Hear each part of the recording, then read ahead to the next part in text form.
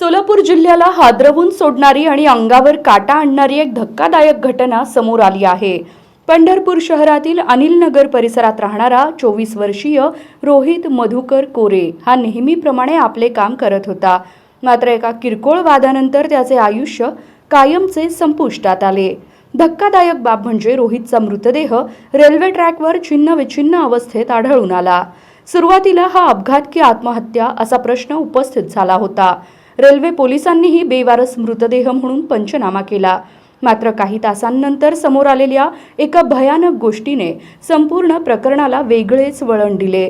रोहितच्या घराच्या दरवाजाजवळ त्याच्या पायाचा तुकडा आढळून आला। हा प्रकार पाहून कुटुंबियांच्या पायाखालची जमीनच सरकली। घरासमोर सापडलेला पायाचा तुकडा आणि रेल्वे ट्रॅकवर सापडलेला मृतदेह यांचा संबंध जोडला गेला आणि बेवारस समजला गेलेला मृतदेह रोहितचाच असल्याचे स्पष्ट झाले। स्थानिकांच्या माहितीनुसार घटनेच्या आदल्या रात्री रोहितचा काही जणांसोबत दारूच्या नशेत वाद झाला होता। हा वाद नेमका कशावरून झाला आणि त्यातूनच रोहितचा जीव घेतला गेला का याचा तपास आता पोलीस करत आहेत। परिसरात विविध चर्चांना उधाण आले असून ही केवळ हत्या नसून पुरावे नष्ट करण्याचा प्रयत्न तर नव्हता ना असा संशयही व्यक्त केला जात आहे।